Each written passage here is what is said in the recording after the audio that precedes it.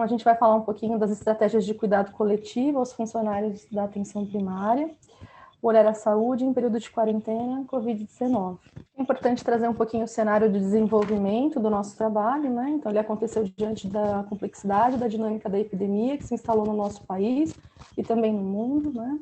E diante dessa complexidade, algumas informações e parâmetros assistenciais começaram a sofrer também algumas alterações e ditas até alterações constantes ao longo desse período.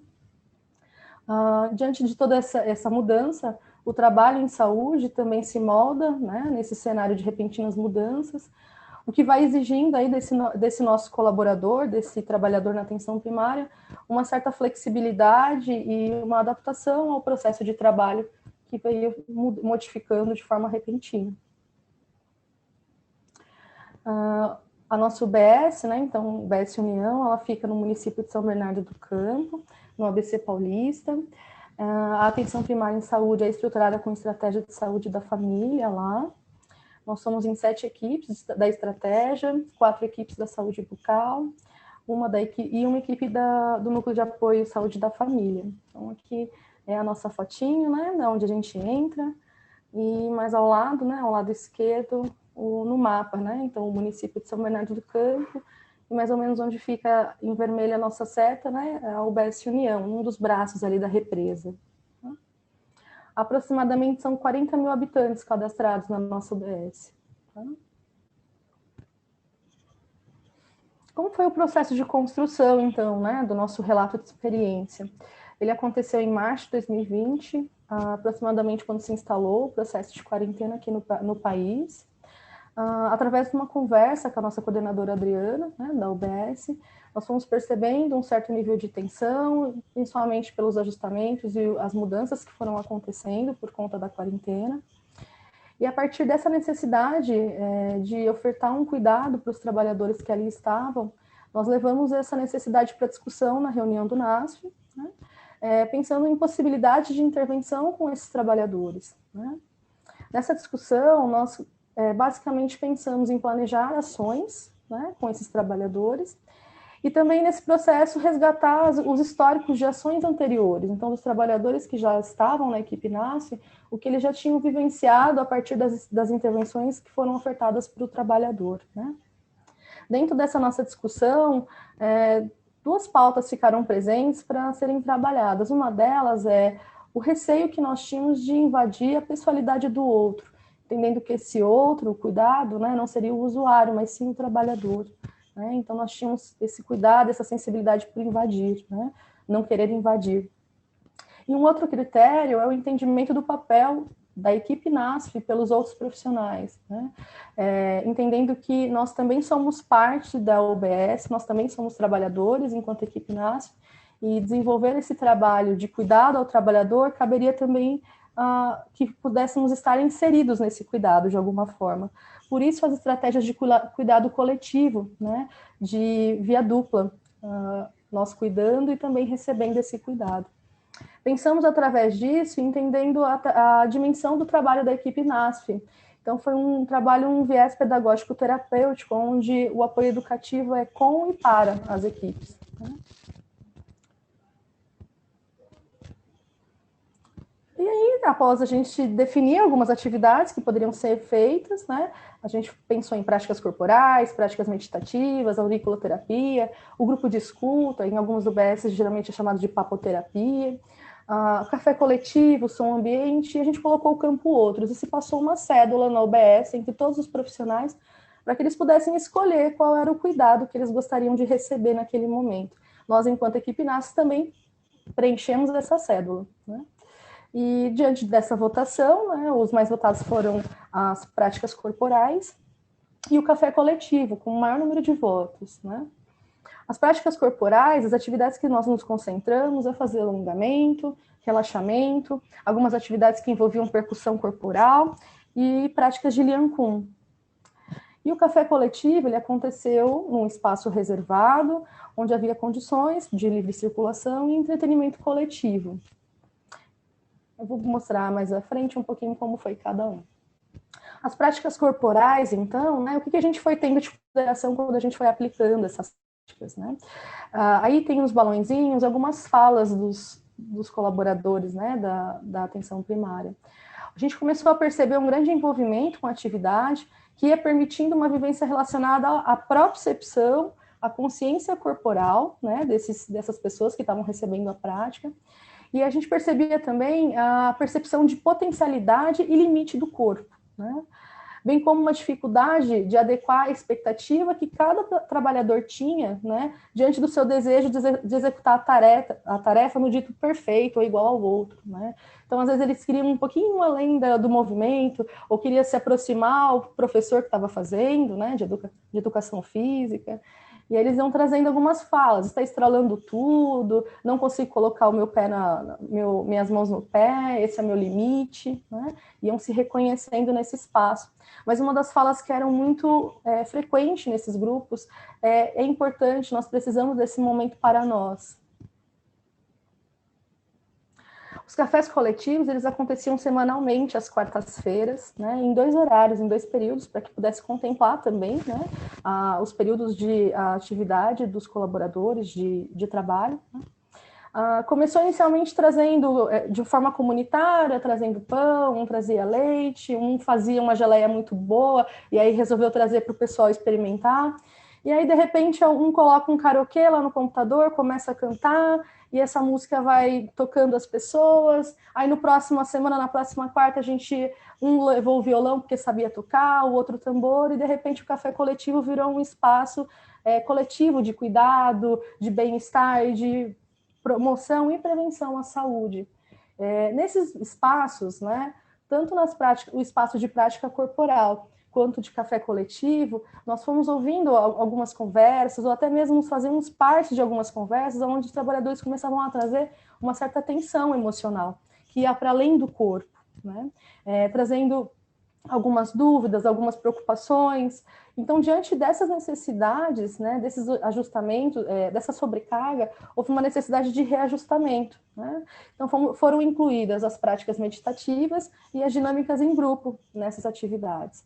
E a gente pensou, né, nesse espaço muito como um espaço de auxiliar a canalizar o conteúdo emocional emergente, né, e propiciar principalmente um espaço social de partilha e construção coletiva.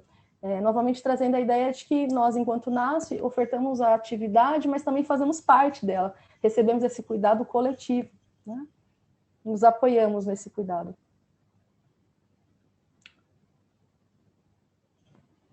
Então, nas práticas meditativas, que a gente foi percebendo, né? Uma das técnicas que a gente utilizou nas práticas meditativas é a técnica de mindfulness, né? Com uma instrutora na área. Percebe-se grande ansiedade e inquietação pré-atividade. Então, eles iam chegando para as práticas meditativas muito ansiosos. E durante as práticas traziam também assim algumas questões que idealizavam o status meditativo, que era eu quero aquietar minha mente, eu não quero que a minha mente fique tão ansiosa, tão cheia de pensamentos. E também tinha uma necessidade muito grande de adequar a postura para o dito correto da meditação, né? Então sempre essa coisa de querer estar dentro dos padrões, querer esvaziar aquilo que estava dentro de si, né? E pós as práticas meditativas, o que a gente via, né, muitas vezes era um senso de contemplação, e eles verbalizavam muito uma sensação de tranquilidade pós a prática, né? Podendo retornar para o seu ambiente de trabalho de uma forma mais calma e serena. As dinâmicas grupais que a gente apresentou, uma delas chamou bastante interesse, é a dinâmica do pensamento, né?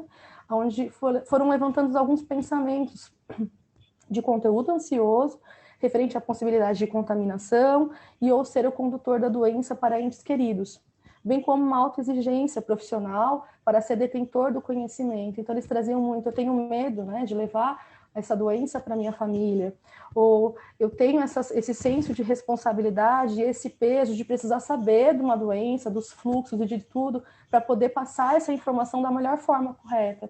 Então, tinha também essa preocupação que trazia uma angústia, uma ansiedade, uma tensão. E uma das questões que veio muito fortes, assim, né, principalmente em trabalhos que a gente fez falando dos pensamentos, é a percepção de um dos colaboradores. Então, ele fala, no meu trabalho eu não posso errar, eu não sabia que eu era tão frio e tão calculista, assim, né? Então, trazer essa percepção de si com tanta clareza, assim, né? E trazendo tanto sofrimento. E na dinâmica grupal, né, a gente fez uma dinâmica grupal de comunicação, né, essas fotinhas estão mostrando aí, elas não representam muito o que é a dinâmica, basicamente foi algumas imagens representadas num cartaz, e eles tinham em dupla, né, e sem ver um para o outro, falar um pouco de como estava a imagem, e aquele que estava para receber os comandos, ele precisaria fazer o mesmo movimento corporal, a mesma posição da imagem, né? Então, o colega que estava vendo precisava dar algumas informações, algumas descrições para o colega que não estava vendo. E aí gerou-se essas fotos mostrando os posicionamentos e a forma como eles iam se comunicando nessa dinâmica, né? Que é trabalhando um pouco das comunicações, né?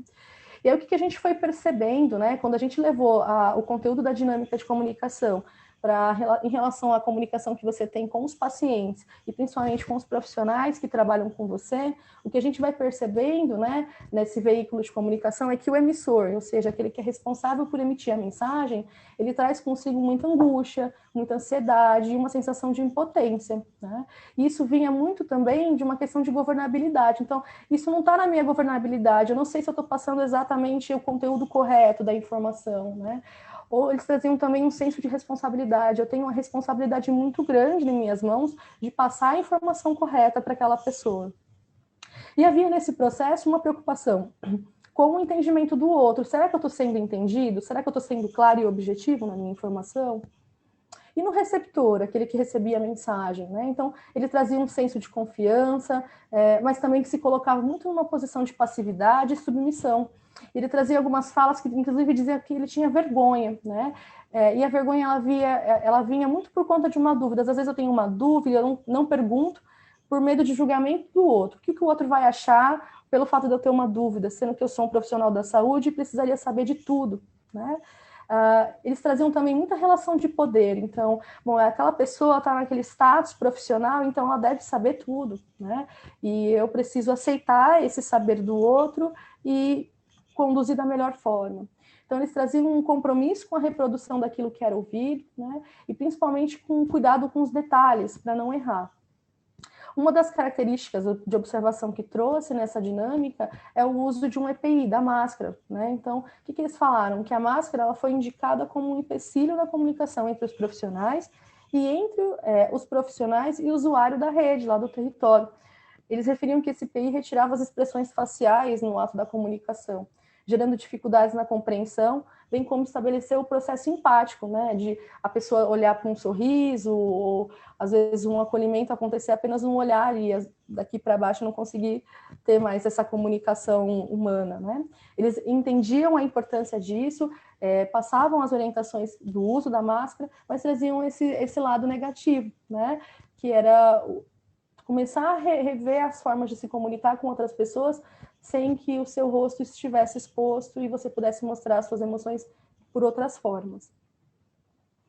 E aí eu fico com a apresentação de hoje com um poema que recentemente eu ouvi de uma professora querida, a professora Maíra Machado, num dos grupos de meditação onde eu faço parte, e ela narrou esse poema para a gente e eu queria trazer eles para vocês, né? É um poema de um dos heteronômimos do Fernando Pessoa, que é o Alberto Caeiro, e ele chama-se Para Além da Curva da Estrada. Talvez haja um poço e talvez um castelo, e talvez apenas a continuação da estrada. Não sei nem pergunto. Enquanto vou na estrada antes da curva, só olho para a estrada antes da curva, porque não posso ver senão a estrada antes da curva. De nada me serviria estar olhando para outro lado e para aquilo que não vejo. Importemo-nos apenas com o lugar onde estamos. Há beleza bastante em estar aqui e não noutra parte qualquer. Se há alguém para além da curva da estrada, esses que se preocupem com o que há para além da curva da estrada. Essa é que é a estrada para eles. Se nos tivermos que chegar lá, quando lá chegarmos, saberemos. Por ora, só sabemos que lá não estamos. Aqui só há estrada antes da curva, e antes da curva, há estrada sem curva nenhuma. Agradeço a todos pela apresentação.